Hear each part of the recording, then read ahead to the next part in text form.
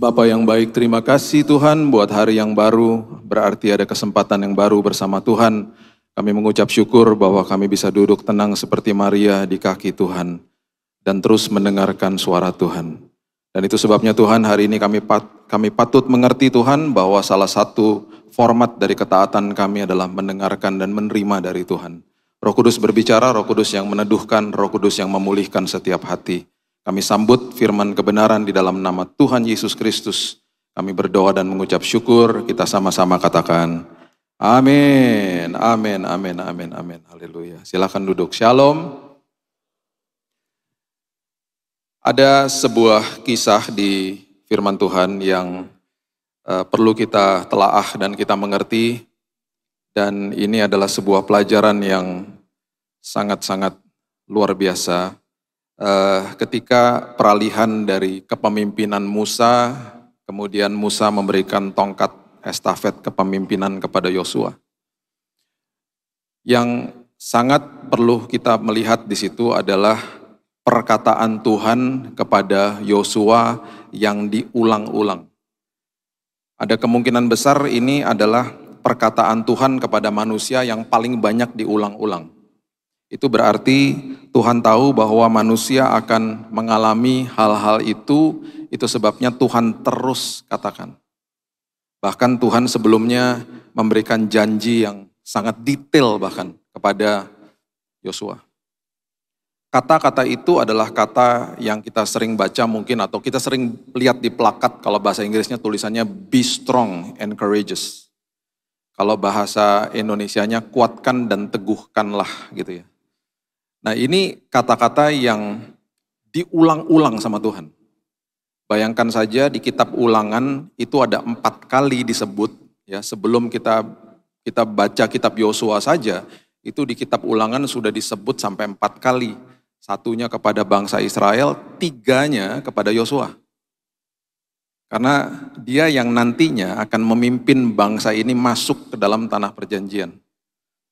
Dan ketika masuk ke dalam tanah perjanjian, Tuhan mau pastikan sebelum nanti kamu mendapatkan perkara besar dalam hidupmu, aku mau pastikan bahwa engkau masuk ke sana dengan sikap hati dan sikap pikiran yang betul-betul siap. Kemudian ketika kita baca Yosua pasal yang pertama, disebutkan lagi kata kuatkan dan teguhkan itu kalau kita lihat di Yosua 1 saja ada 4 kali. Jadi kalau kita total semuanya, Tuhan bicara sama Yosua ini, kuatkan dan teguhkan ini sampai 7 kali. Kenapa? Karena memang itulah yang dia mau ajarkan kepada Yosua, bangsa Israel dan juga kepada kita. Perhatikan prinsip ini baik-baik. Panggilan hidup kita, tujuan hidup kita, itu selalu melebihi kekuatan kita. Bapak Ibu kalau belum ngopi barusan lewat, saya ulang ya. Panggilan hidup kita, tujuan hidup kita, itu selalu melebihi kekuatan kita hari ini. Itu sebabnya ada yang namanya perjalanan atau sekolah kehidupan. Selama perjalanan sekolah kehidupan diproses, kita dikuatkan terus sampai akhirnya tiba di tujuan itu. Ketika sampai di tujuan itu, kita akan terheran-heran, kok aku bisa sih lakukan ini? Semua karena Tuhan. Selalu melebihi kekuatan kita hari ini. Pencobaan itu tidak akan pernah melebihi kekuatan kita. Itu bedanya. Kita harus paham itu dasarnya. Nah itu sebabnya panggilan kepada bangsa Israel, panggilan kepada Yosua, yang akan diberikan sebuah tanah yang luar biasa. Seringkali yang dibahas hanya, oh masuk tanah perjanjian, oh enak dan lain sebagainya. Bukan itu, ada backstory. Saya suka dengan backstory, karena selalu ada pesan Tuhan di dalamnya. Tuhan gak pernah mau manjain anak-anaknya, Tuhan mau kita bertumbuh. Di 2 Petrus dikatakan bertumbuh di dalam kasih karunia, supaya kamu gak tersesat, supaya kamu tidak kehilangan pegangan. Bertumbuh di dalam aku. Di dalam perjalanan bangsa Israel juga gitu. Tuhan mau bertumbuh, nanti kita lihat bukti-buktinya. Nah itu sebabnya ketika mendapatkan panggilan hidup, Tuhan tahu bahwa kita akan mengalami rintangan dan dibiarkan ada rintangan supaya kita makin kuat. Itu yang namanya mengerjakan keselamatan. Bukan working for, tapi working out. Bukan mengerjakan untuk mendapatkan keselamatan karena sudah diberikan, kita mengerjakan itu karena kita harus makin kuat dengan pertolongan Tuhan. Supaya kita otot rohaninya makin kuat dan makin kuat, itu maksudnya. Ya. Oke, coba lihat Yosua pasal yang pertama, ayat 1 sampai ayat yang kelima. Ini janji Tuhan kepada Yosua sebelum dia, di kitab Yosua, sebelum dia kasih kata kuatkan dan teguhkan. Dikasih janjinya detail Bapak Ibu, detailnya luar biasa. Yosua 1 ayat 1. Sesudah Musa hamba Tuhan itu mati, berfirmanlah Tuhan kepada Yosua bin Nun abdi Musa itu demikian, hambaku Musa telah mati. Sebab itu bersiaplah sekarang, seberangilah sungai Yordan ini, engkau dan seluruh bangsa ini menuju negeri yang akan kuberikan kepada mereka, kepada orang Israel itu. Lihat ayat 3. Setiap tempat yang akan diinjak oleh telapak kakimu, kuberikan kepada kamu, seperti yang telah kujanjikan kepada Musa. Ini mulai sebuah pernyataan yang enak kedengarannya, yang kuinjak, nanti kau injakan itu, nanti kamu akan kuberikan gitu. Wah, kedengarannya luar biasa. Nah, ini kalau kita tarik ke belakang, bangsa Israel waktu dilepaskan dari Mesir, dilepaskan ya, secara fisik dilepaskan. Itu Alkitab dengan jelas, ada jalan shortcut sebenarnya, jalan pintas menuju tanah perjanjian. Tetapi mereka harus melewati bangsa Filistin. Itu sebabnya Tuhan tidak membiarkan mereka lewat sana, Tuhan tidak memimpin mereka lewat situ, karena ketika nanti mereka berperang lawan bangsa Filistin, mereka akan bersungut-sungut, karena mereka belum dewasa. Itu sebabnya mereka dibawa menuju perjalanan yang agak jauh. Ya agak jauhnya ya 40 tahun, agak jauh. Nah itu sebabnya ketika mereka masuk ke dalam perjalanan itu untuk mengeluarkan Mesir dari mereka. Mereka lepas dari Mesir, tetapi mereka belum dibebaskan dari Mesir gitu loh. Fisiknya dibebaskan, tetapi Mesirnya masih ada di sini. Membutuhkan waktu sekian lama untuk mengeluarkan paradigma lama gitu. Itu sebabnya waktu awal-awalnya semua dimanja, waktu berhadapan sama air laut, laut merah, itu sama Tuhan mereka berdiri, lautnya dibelah. Waktu di zaman Yosua, makanya ayat 3 ini mengatakan, apa yang kau injak oleh telapak kakimu akan kuberikan kepadamu, itu beda. Karena mereka akan berhadapan lagi sama air yang sangat deras, sungai Yordan nantinya. Waktu mereka sampai di sungai Yordan, saya nggak punya waktu untuk bahas itu, mereka harus mencelupkan kakinya. Mereka bukan hanya diam saja kemudian sungainya terbelah, tidak. Mereka harus mencelupkan dulu, ada act of faith gitu, ada tindakan iman mencelupkan kaki baru airnya terbelah. Itu sangat deras airnya. Sampai terjadi seperti kayak bendungan-bendungan di ujungnya. Itu luar biasa sekali sebenarnya peristiwa itu. Ya. Nah, itu yang terjadi. Jadi ada sebuah tindakan iman karena mereka sudah makin dewasa di sini, ya. Ayat 4, dari padang gurun dan gunung Lebanon yang sebelah sana itu sampai ke sungai besar, yakni sungai Efrat, seluruh tanah orang Het sampai ke laut besar di sebelah matahari terbenam, semuanya itu akan menjadi daerahmu. Detail, sangat detail. Dan juga ayat 5 dikatakan, seorang pun tidak akan dapat bertahan menghadapi engkau seumur hidupmu, seperti aku menyertai Musa. Demikianlah aku akan menyertai engkau, aku tidak akan membiarkan engkau dan tidak akan meninggalkan engkau. Wow! Detailnya luar biasa, udah dikasih tahu bahwa apa yang kau injak akan diberikan, daerahnya dikasih tahu secara detail, dan juga ayat 5 dikatakan siapapun mau melawanmu, karena aku menyertaimu, tidak akan pernah berhasil. Janjinya detail. Nah sekarang Tuhan mengeluarkan kalimat kuatkan dan teguhkan. Kenapa? Setelah dikasih janji, manusia akan lewat rintangan. Waktu saya dikasih janji, mungkin Bapak Ibu nggak pernah dengar kesaksian ini karena kesaksian saya waktu saya sakit kan terlalu banyak layernya. 2 hari sebelum saya dapat diagnosa penyakit kanker, saya dibangunkan Tuhan jam 5 pagi dan ada suara dengan jelas mengatakan, I have stopped your leukemia. Saya sudah memberhentikan kanker darahmu. Aku hilangkan kanker darahmu. Tiba-tiba saya lihat ada sebuah kertas warna putih bersih. Ada tulisannya clean. Itu 2 hari sebelum dapat diagnosa. Jadi saya ingat sama kisah ini, Tuhan udah kasih janjinya, Bill, kamu akan lewati perjalanan yang sulit. Tapi pastikan kamu ingat perkataanku pagi hari ini. Jadi waktu dokternya bacakan kepada saya memang belum kasih tahu istri saya karena saya mau menguji apa yang Tuhan katakan kepada saya. Istri saya nangis, saya sedih dan kaget juga, tetapi juga terkonfirmasi gitu. Oh wow, 2 hari lalu berarti suara itu benar. Jadi antara kaget dan tidak, karena saya sudah tahu sebelumnya, dikasih tahu sama Tuhan pagi-pagi. Dan Tuhan katakan, aku sudah stop semuanya. Tetapi kan harus lewatin perjalanan yang sulit. Dan di dalam perjalanan yang sulit, seringkali saya lupa dengan kata-kata itu. Di dalam rintangan yang sulit, kita lupa sama janji Tuhan. Makanya Tuhan terus katakan, kuatkan dan teguhkan hatimu ya nak. Karena dia tahu sebentar lagi, bangsa ini akan lewat sungai Yordan, tembok Yeriko, dan lain sebagainya. Mereka akan lewati rintangan. Walaupun janji sudah diberikan. Itu sebabnya yang pertama di ayat yang ke-6, firman Tuhan dengan sangat jelas mengatakan begini, ayat 6. Dikatakan begini, kuatkan dan teguhkanlah hatimu, ya. Sebab engkaulah yang akan memimpin bangsa ini. Memiliki negeri yang kujanjikan dengan bersumpah kepada nenek moyang mereka untuk diberikan kepada mereka. Hari ini kita ini nggak mimpin bangsa. Hari ini kita memimpin diri kita sendiri. Pribadi yang paling sulit dikalahkan adalah diri sendiri. Iblis sudah dikalahkan, sulit ngalahin diri sendiri. Itu sebabnya waktu kita terima Yesus, waktu saya lahir baru tahun 98, yang lahir baru rohnya.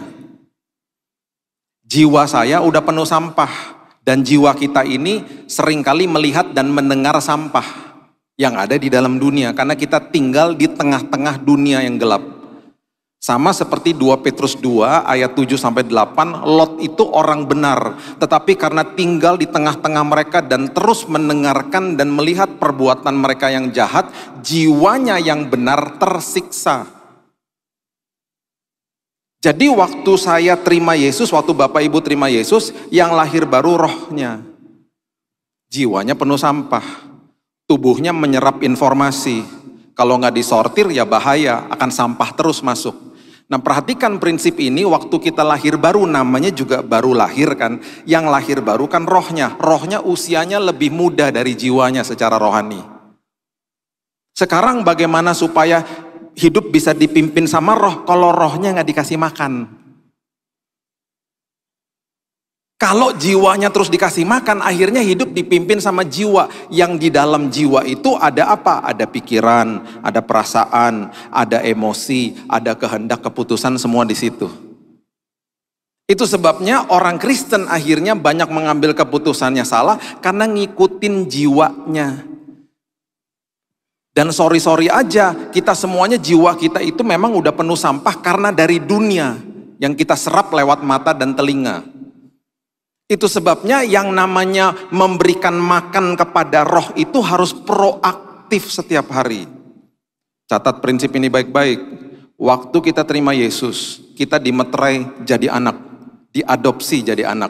Harus masuk ke level berikutnya. Level berikutnya itu keputusan kita, saya mau jadi murid. Murid artinya matetes. Matetes itu artinya mau belajar dan mau diajar. Terima Yesus itu prosesnya namanya justification, dibenarkan, dikasih gratis. Nih kamu percaya di dalam hatimu dengan iman, kamu di-justified, dibenarkan, terima Yesus. Oke, langsung dimeterai, langsung diberikan status, diadopsi, kamu anak, kamu ahli waris. Kamu orang yang punya hak atas semua janji Tuhan. Roma 8 ayat 17. Kita udah pernah bahas itu. Sekarang posisi kita setelah terima Yesus, kita memasuki posisi namanya sanctification, dikuduskan tiap hari. Nanti satu hari kita bahas tentang sistem ini, pengudusan ini yang luar biasa, yang Tuhan berikan kepada kita tiap hari. Itu dilambangkan ketika dia membasuh dan menyeka kaki murid-muridnya. Makanya selalu saya katakan kan, selalu setiap kali ada pelajaran yang Yesus berikan, dia gambarkan lewat suatu peristiwa untuk murid-murid dan juga untuk kita, supaya kita ngerti, oh maksudnya tuh itu, ada visualnya gitu. Makanya dia bilang sama Petrus, hari ini kamu gak ngerti, satu hari nanti kamu akan ngerti.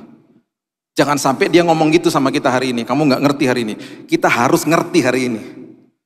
Kita dikuduskan, sanctify setiap hari. Dibisikkan terus sama Roh Kudus, kamu sudah dilayakkan nak, kamu sudah dibenarkan nak. Itu tiap hari. Itu tiap hari. Kalau kita tarik bahasa aslinya luar biasa, nanti kita belajar itu ya.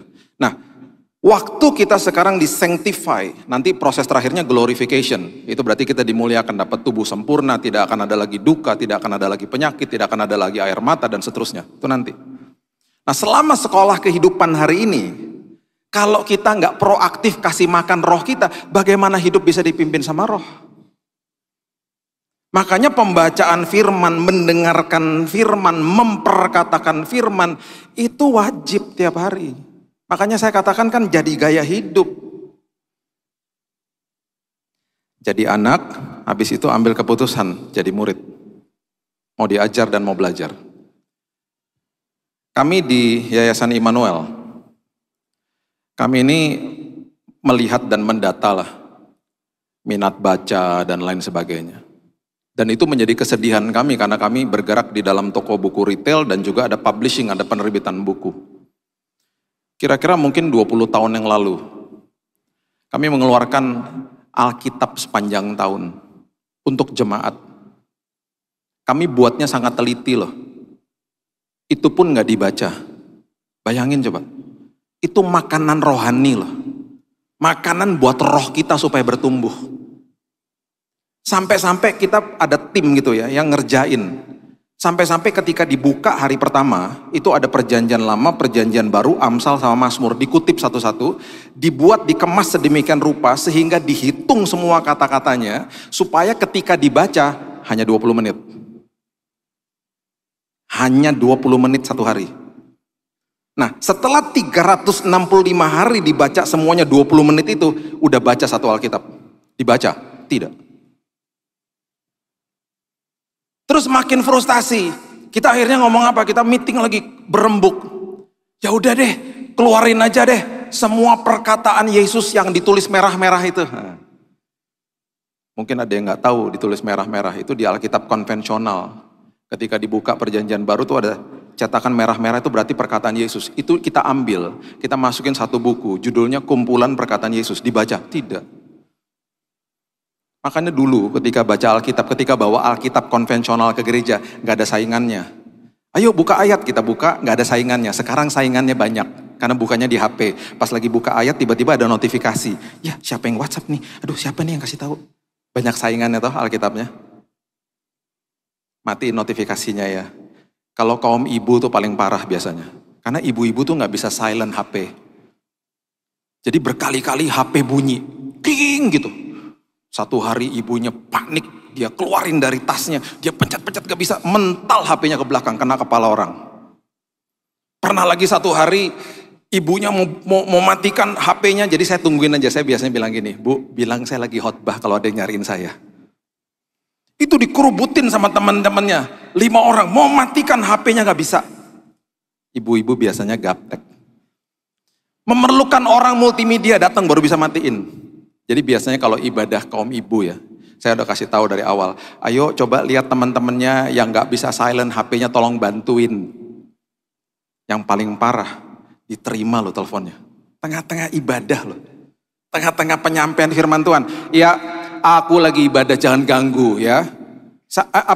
Pak Billy yang khotbah udah keras banget ngomongnya. Aku duduk aja deh, aku berdiri nungguin.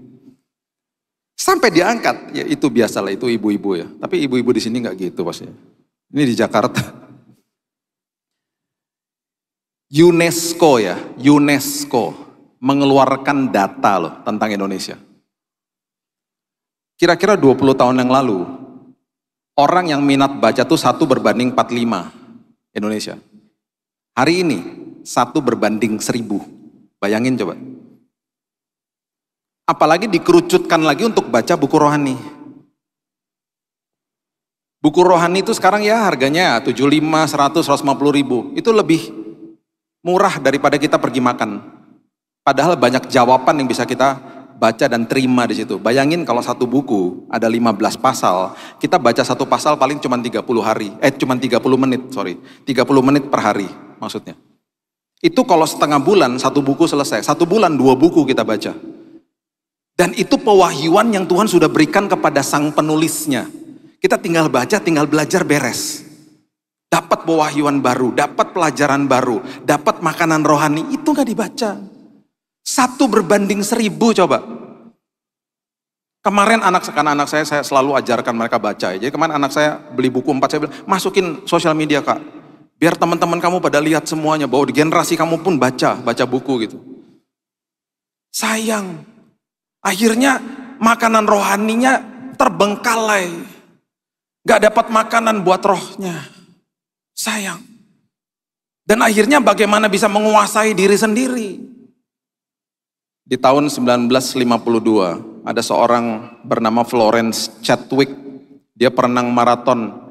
Dia berenang dari Pulau Catalina mau pergi ke pantai California. Pantainya California. Jadi kalau perenang maraton itu biasanya didampingin sama perahu-perahu di samping kanan kirinya lah. Nah di salah satu perahu itu ada mamanya yang terus menyemangati dia. Waktu saat itu belum ada Google Map, jadi mereka belum bisa tahu tuh jarak sampai ke pantai itu berapa lama lagi. Terus lihat di digital tuh kan belum ada. Jadi dia berenang. 41 kilo bagi perenang maraton nothing lah, biasa lah bagi mereka. Tiba-tiba ada kabut. Terus si Florence nanya, berapa lama lagi? Mereka nggak tahu. Udah semangat aja gitu. Dia lihat kabut, lama-lama dia nyerah. Karena dia gak bisa lihat pantainya. Udah deh, aku naik aja katanya. Ketika dia naik ke perahu, kabutnya sirna, pantainya terlihat, jaraknya tinggal 1 kilo. Jarak 1 kilo buat perenang maraton itu seperti 100 meter. Nothing lah. Nyesel senyesal-nyesalnya. Itu. Menguasai diri sendiri itu tidak mudah memang. Makanya rohnya harus dikasih makan. Supaya pengambilan keputusannya benar. Dan seringkali terjadi kayak gitu. Kita lihat kabut, kita lihat rintangan, nyerah akhirnya. Makanya Tuhan datang kepada Yosua, kuatkan dan teguhkan ya. Kamu akan memimpin loh bangsa ini. Kuatkan dan teguhkan ya, kamu akan pimpin dirimu sendiri. Karena itu pribadi yang paling sulit ditaklukkan. Kasih makanan rohani ya nak. Sama rohmu yang masih muda itu yang baru lahir. Data UNESCO juga mengatakan bahwa Indonesia menempati urutan nomor 1 di dunia. Nomor 1-nya apa? Orang-orang yang ada di depan gadget, di depan telepon, lihat sosial media, rata-rata per hari 5 jam. 5 jam, nomor 1 loh di dunia. Jadi yang saya katakan tadi, baca Alkitab misalnya cuma 20 menit, baca buku misalnya cuma 30 menit. Kalau kita ganti ke situ, kaya kita dalamnya. Dahsyat dalamnya. Akhirnya nggak kemakan sama berita-berita nggak penting, hoax dan lain sebagainya. Buat apa coba? Makanya regulasi mata dan telinga, supaya kita menguasai diri kita sendiri akhirnya. Itu proaktif loh, itu bagian dari kita mau jadi murid dan mau dimuridkan. Matetes, menguasai diri akhirnya. Yang kedua, Yosua pasalnya yang ke-1 ayat yang ke-7, firman Tuhan katakan begini. Hanya kuatkan dan teguhkanlah hatimu dengan sungguh-sungguh, bertindaklah hati-hati sesuai dengan seluruh hukum yang telah diperintahkan kepadamu oleh hambaku Musa. Janganlah menyimpang ke kanan atau ke kiri, supaya engkau beruntung kemanapun engkau pergi. Di dalam perjalanan hidup firman Tuhan katakan, nak kamu jangan ke kiri ya, jangan ke kanan. Kamu ikutin firmanku, kamu taat aja sama aku udah. Jangan ke kiri, jangan ke kanan. Makanya Alkitab katakan apa? Sadar dan bertobat. Jangan cuma sadar aja, sadar dan bertobat. Salah naik bus, sadar, turun. Jangan diterusin, ya salah bablas sampai tujuannya salah semuanya. Udah tahu salah misalnya menuju ke sebuah jalan, mendingan cepet-cepet U-turn, balik arah. Sadar 5 menit sama sadar setengah jam, akhirnya lebih lama balik setengah jam itu. Cepat-cepat bertindak, sadar dan bertobat. Jangan tunda ketaatan. Jangan tunda ketaatan. Dan seringkali orang mengatakan, Pak, susah Pak taat. Betul, kalau pakai kekuatan sendiri tidak akan pernah bisa. Makanya selalu datang kepada Tuhan kalau kita sedang dalam keterikatan dosa dan apapun, bilang sama Tuhan, Tuhan aku serahkan kelemahanku. Di Di dalam kelemahanku kuasamu menjadi nyata. Selalu gitu. Ya, ada teman-teman saya dulu ya, beberapa orang gitu, mau lepas dari keterikatan rokok, selalu doanya gini, Tuhan aku janji nggak mau ngerokok lagi, Tuhan aku janji aku mau lepas dari pornografi dan lain sebagainya. Kata janji itu ada kata-kata yang tidak terucapkan di belakangnya dengan kekuatan sendiri. Doa janji itu bagus, nggak salah, tetapi dengan kekuatan sendiri nggak akan pernah bisa. Orang-orang seperti ini jatuh lagi, jatuh lagi, jatuh lagi. Sampai mereka mengubah doanya mereka menjadi begini, Tuhan aku nggak bisa. Dagingku lemah Tuhan, aku nyerah Tuhan. Itu sama aja seperti orang udah mau jatuh lagi pegangan ranting, Yesus datang, sini aku tolong. Kita bilang gini, minggir, minggir, aku bisa sendiri, jatuh beneran. Makanya teman-teman saya itu satu-satu berkala datang kepada saya, wow ketika aku ubah doaku, itu seperti ada kekuatan yang merasuki hidupku. Yang tadinya pakai usaha sendiri kan, dari 1 bungkus jadi tinggal setengah bungkus, tinggal 1 batang, gradually gitu ya. Lama-lama balik lagi. Ketika mereka berdoa dan mengambil sikap seperti begitu, mereka katakan, wow luar biasa, 4, 5, 6 hari, aku bisa lepas selepas-lepasnya, seperti ada kekuatan yang merasuki hidupku.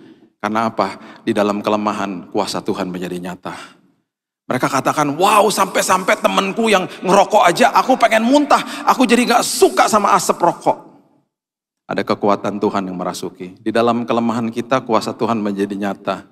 Hidup taat bisa, tapi gak bisa pakai kekuatan sendiri. Harus dengan kekuatan Tuhan. Sadar dan bertobat. Kasih tahu sama diri kita, aku sudah dibenarkan. Hidupku bait Allah. Dengan kekuatan Tuhan aku sanggup lepas dari semua keterikatan dosaku. Dan aku akan memberikan makan kepada rohku, supaya aku bisa mengendalikan diriku hari lepas hari. Yang ketiga, di ayat yang ke-8, firman Tuhan katakan, ini sangat luar biasa. Dia katakan kepada Yosua, kalau nanti kamu berhadapan sama rintangan, jangan ngeluh ya, jangan komplain ya. Karena kamu gak tahu aku sedang kerja. Yang kamu lihat nanti adalah hal-hal yang tidak enak. Makanya dikatakan janganlah engkau lupa memperkatakan kitab Taurat ini, tetapi renungkan itu siang dan malam. Perkatakan dan renungkan supaya engkau jadinya bertindak hati-hati sesuai dengan segala yang tertulis di dalamnya. Sebab dengan demikian perjalananmu akan berhasil, engkau akan beruntung. Coba lihat Roma 10 ayat 8. Roma 10 ayat 8. Tetapi apakah katanya ini? Firman itu dekat kepadamu. Firman itu dekat kepadamu, yakni di dalam mulutmu dan di dalam hatimu. Firman itu di sini. Tapi akhirnya kita nggak bisa keluarkan firman dari mulut karena yang diisi sampah, karena input menentukan output. Kalau inputnya salah, mata sama telinga pintu gerbang hati nggak dijaga, outputnya kan lewat tindakan sama perkataan, outputnya akhirnya tindakan dan perkataannya sampah juga.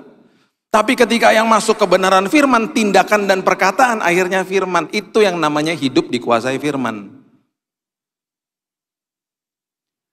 Banyak orang tahu mengerti firman, banyak hamba Tuhan mengerti firman. Pertanyaannya hidupnya dikuasai firman tidak? Itu aja. Makanya di hari yang ke-7, ya bayangin ya, hari yang ke-7, ketika tembok Yeriko dikitari sama mereka. Dan pasti mereka dicemooh sama bangsa Yeriko, mereka juga menganggap diri mereka kenapa sebodoh begini, kita cuma puter-puter, cuma tiup-tiup sangkakala dan lain sebagainya. Dan disuruh ngomong, teriak, apapun itu seluruhnya sesuai sama ketentuan dari Yosua. Di hari terakhir loh. Yosua tahu nih watak bangsa ini yang suka mengeluh dan bersungut-sungut. Bayangkan kalau mereka bersungut-sungut di hari terakhir, ada kemungkinan besar disuruh ngiterin lagi sama Tuhan, tambahin lagi 7 hari. Kan Tuhan begitu sama mereka waktu itu. Di hari terakhir, ya, coba lihat ya, Yosua 6 ayat 10, coba lihat. Yosua 6 ayat 10. Tetapi Yosua telah memerintahkan kepada bangsa itu demikian, janganlah bersorak dan janganlah perdengarkan suaramu. Itu hari terakhir loh, hari ke-7. Sepatah kata pun janganlah keluar dari mulutmu sampai pada hari aku mengatakan kepadamu bersoraklah, maka kamu harus bersorak. Dia tahu watak bangsanya. Dia tahu di hari terakhir ada kemungkinan besar mereka bersungut-sungut. Diam. Jangan ngomong apa-apa loh. Jangan bersungut-sungut, ada kuasa di dalam perkataanmu. Hati-hati. Seringkali orang tua kalau ngomong sama anaknya juga begitu. Kamu jangan nyebrang sembarangan, tabrak mobil lo nanti. Di rephrase dong kata-katanya. Kamu jangan nyebrang sembarangan nak, bahaya. Beda langsung. Gak ngutuki anaknya. Kamu jangan naik-naik sembarangan, jatuh nanti kamu. Kita ngutukin anaknya. Kamu jangan naik-naik sembarangan nak, bahaya. Banyak anak-anak seperti itu jatuh, bahaya. Jangannya nak, kita gak ngutuki, di rephrase kata-katanya. Pakai hikmat Tuhan ngomongnya. Beda langsung. Makanya kan Yesus katakan di Matius 6 ayat 31, janganlah khawatir dan berkata, apakah yang aku makan, minum, dan pakai. Itu ngeluh soalnya. Aduh gimana ya, aduh gimana ya. Itu Yesus loh, jangan berkata. Karena kamu anak raja. Yosua ya, kalau nanti Bapak Ibu teruskan cerita ini ya di rumah, baca di Yosua 8. Itu ada gunung di situ, namanya Gerizim, dan gunung yang namanya Ebal. Gerizim dan Ebal. Itu waktu itu ya, ada 6 suku disuruh berdiri di Gerizim, di bukit atau gunung Gerizim, 6 suku lagi berdiri di gunung Ebal. Yang di Gerizim tuh suku-sukunya keren-keren, luar biasa di situ. Ada suku Yusuf, Benyamin, Isakar, ya, Yehuda, Simeon, Lewi, itu berdirinya di situ. Yang lain-lain berdiri di Ebal, Ruben dan lain sebagainya, dan Naftali itu di situ, 6 sama 6. Nah kemudian ini perintah daripada Musa di kitab Ulangan, disuruh nanti ketika kamu masuk ke dalam tanah perjanjian, baca hukum Taurat. Di hukum Taurat itu bukan sekedar 10, ada 600 lebih hukum Taurat. Dan itu ada kutuk dan ada berkat. Jadi waktu suku Lewi beserta dengan Yosua membacakan kutuk dan berkat, ketika kutuknya dibacakan, yang suku yang ada di Gunung Ebal mengatakan amin. Terkutuklah engkau kalau kamu lakukan gini. Mereka katakan amin gitu. Nah ketika mereka mengutarakan kata-kata berkat, diberkatilah ketika engkau melakukan ini. Semua 6 suku yang ada di Gunung Gerizim mengatakan, teriak semuanya, amin. Bayangin loh, Gunung Gerizim sama Gunung Ebal itu masih ada sampai sekarang. Di tengah-tengahnya itu ada lembah namanya Sikem. Di lembah Sikem itu mereka mendapatkan mata air, dan air yang sangat-sangat baik kualitasnya. Itu dari Gunung Gerizim sampai hari ini. Sementara kalau kita lihat Gunung Ebal hari ini, tandus. Karena ada perkataan berkat yang diaminkan di situ, ada perkataan kutuk yang diaminkan di sana. Bayangin coba. Terus 6 suku yang ada di Gerizim, yang namanya Yehuda, Isakar, Simeon, Lewi, Yusuf, Benyamin, itu keturunannya luar biasa. Keturunan Yesus dari situ. Ini Alkitab sedang menggambarkan kepada kita betapa luar biasanya perkataan. Dan hidup kalau dipimpin sama roh, akhirnya karena kita memperkatakan firman, kita percaya, hidup kita waktu kita berhadapan sama sebuah peristiwa yang harus melakukan tindakan, kita akhirnya merasa bahwa oh iya ya, dikuasai firman akhirnya. Ada hikmat Tuhan. Beberapa minggu lalu ya, mobil saya ditabrak motor. Tabrak itu betul-betul sangat keras. Jadi gini, saya mau mengambil jalur kiri. Jalur kiri karena ini jalur yang kanan ini harus belok kanan, saya salah jalur, jadi saya mau ambil jalur kiri. Waktu saya lihat kaca spion, itu mobil masih jauh, jalurnya kosong. Jadi saya pelan-pelan sekali. Pelan-pelan, cuma 5 km per jam mungkin. Pelannya luar biasa, masuk ke kiri. Lagi belok ke kiri gitu ya. Semua berhenti, saya lihat di spion, mobilnya semua yang udah mulai mendekat pada berhenti, motor-motor berhenti. Karena memang jauh kok jaraknya. Tiba-tiba, blind spot, saya nggak tahu lah dari mana tuh datangnya itu motor. Tiba-tiba, gubrak. Sampai kaget. Jatuh, orangnya terpental hampir masuk got. Waktu saya buka kaca, saya lihat orangnya, oh itu teman-teman motor-motornya tuh pada marah-marah sama dia. Hati-hati dong, udah tahu mobil mau belok, gimana sih? Karena semuanya memang udah stop. Salahnya dia. Saya menepi juga. Hatinya dongkol, lagi mau pergi pelayanan, waktu udah pas-pasan. Saya keluar dari mobil. Disitulah saya merasa pimpinan Tuhan itu luar biasa. Kalau hidup dipimpin sama roh, kesel hati saya. Bisa 2 hal, bisa marah-marah minta ganti, atau bisa hal yang lain. Saya bilang, Tuhan, firman-Mu memimpin mulut dan tindakanku sambil saya jalan. Tiba-tiba ini semua dipimpin sama Tuhan, bukan kuat dan gagah saya. Tiba-tiba saya bisa berlutut di depan itu orang karena dia tangannya kesakitan. Motornya aman, puji Tuhan. Tangannya bengkak karena jatuh. Saya duduk di sampingnya, di pinggir jalan ya. Mas, kenapa sih mas? Buru-buru. Mohon maaf Pak, mohon maaf Pak. Saya tadi blank Pak. Saya tadi kayak orang ketiduran Pak. Saya padahal lihat Bapak lu dari jauh Pak. Saya udah mau stop, tiba-tiba saya ngeblank Pak. Rupanya ketiduran. Kenapa Mas? Saya kerja dari pagi Pak. Terus dia mulai nangis. Saya banyak tekanan Pak. Tekanan apa Mas? Tekanan ekonomi Pak. Keluarga saya Pak. Saya capek, saya kerja tiap hari Pak. Itu hari Sabtu loh. Jadi hari Sabtu juga dikerja. Saya udah keluar dari jam 6 pagi. Bapak kerja apa? Mas kerja apa? Itu Pak, saya kurir Pak. Itu barang di atas motor saya. Saya capek Pak, saya letih Pak. Tiba-tiba ada dorongan di dalam hati saya. Doakan dia. Mas, saya doain boleh? Dia bengong aja. Oh, boleh Pak. Saya orang Nasrani, Mas, saya doain ya. Di pinggir jalan. Orang pada kerumun. Saya angkat tangan. Tuhan, kasih karuniamu melanda hidup. Saya udah gak tahu saya ngomong apa. Saya rasa hadirat Tuhan luar biasa. Saya rasa kasih Tuhan buat dia. Sangat indah momen itu. Dia nangis. Saya juga meneteskan air mata. Tiba-tiba di tengah doa, ada suara Roh Kudus bilang gini, Bill, kasih dia uang, Bill. Aku dongkol dalam hatiku. Udah mobilku ketabrak Tuhan, kenapa harus kasih uang? Sekarang udah cukup dong doain dia Tuhan. Aku juga gak marah-marah nih. Kasih uang, Bill. Selesai doa, saya ke mobil, saya ambil uang, saya kasih ke dia. Ditolaklah sama dia. Jangan Pak, jangan. Saya yang salah Pak, Bapak udah berbaik hati sama saya. Jangan Pak, jangan. Mas, udahlah Mas. Kalau Mas gak mau terima kasih buat keluarga Mas. Udah Mas, terima aja Mas. Ini berkat Tuhan. Saya bilang gini, Mas, hari ini kita dipertemukan Tuhan Mas. Memang caranya gak enak Mas. Mas nabrak mobil saya. Tapi kita dipertemukan Tuhan karena Tuhan mengasihi Mas. Dan Tuhan mengirim saya untuk doain Mas. Dan dalam hati saya juga, Tuhan terima kasih, saya juga diajarkan sesuatu sama Tuhan. Belajar bertindak pakai hikmat Tuhan, dikuasai firman. Habis itu saya bilang gini, gak mau rugi dong. Mas, nama saya Billy Lantang Mas. Banyak video-video saya Mas, nonton ya Mas. Supaya Mas gak stres. Tunggu Pak, saya tulis dulu Pak. Nonton ya Mas. Supaya Mas diberkati dan Mas hidupnya tidak stres karena ada Tuhan yang mengasihi Mas. Saya pergi dari situ hati saya bahagia. Bahagia.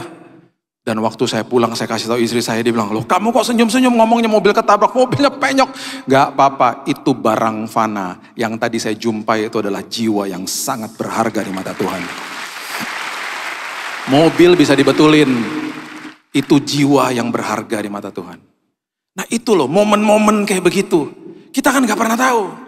Kita mana pernah tahu tiba-tiba ujian datang tiba-tiba.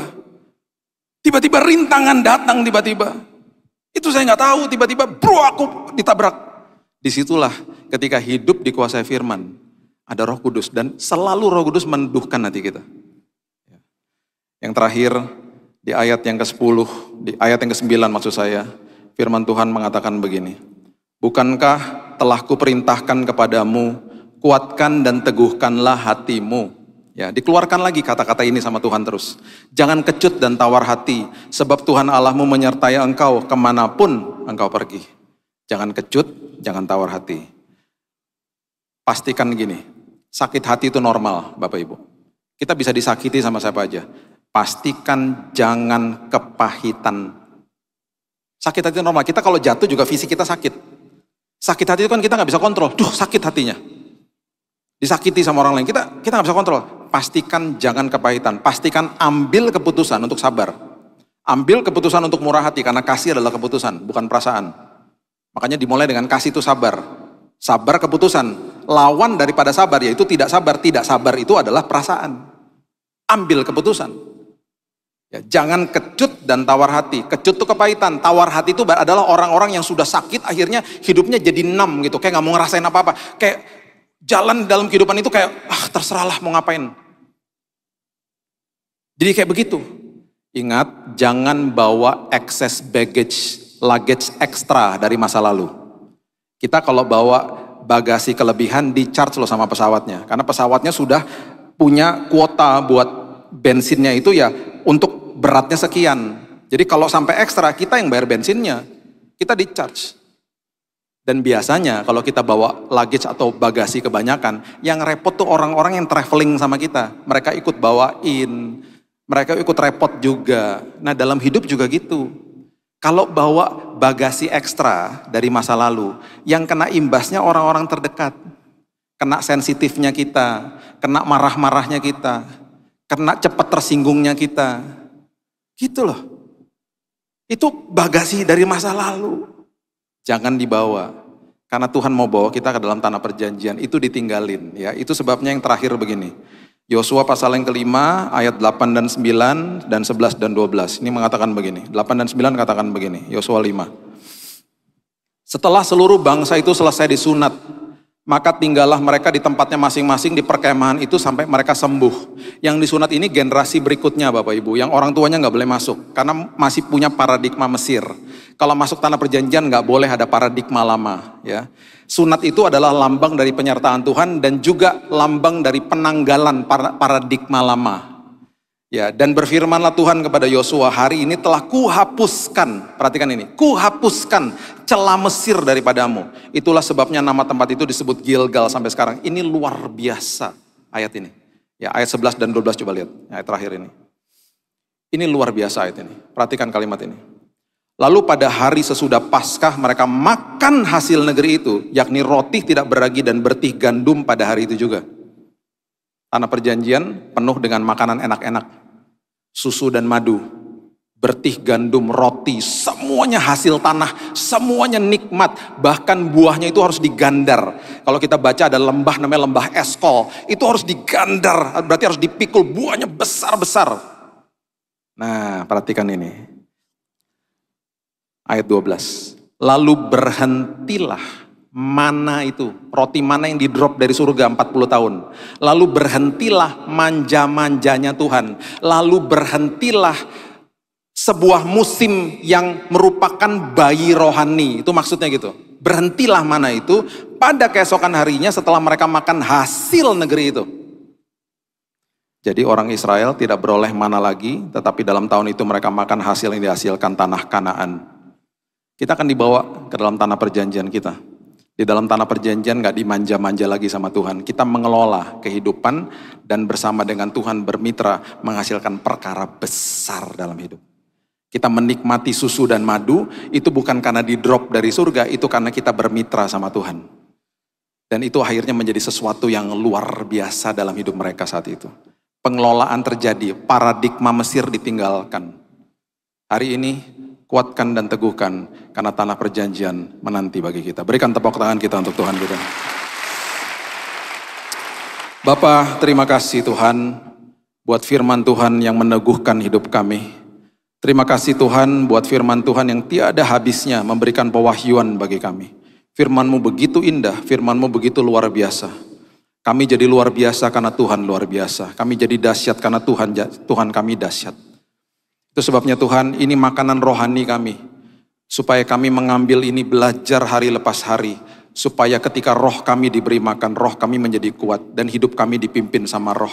Akhirnya kami bisa mengendalikan diri kami dengan kekuatan Tuhan. Bukan dengan kekuatan kami. Dan kami Tuhan mau deklarasi firman Tuhan.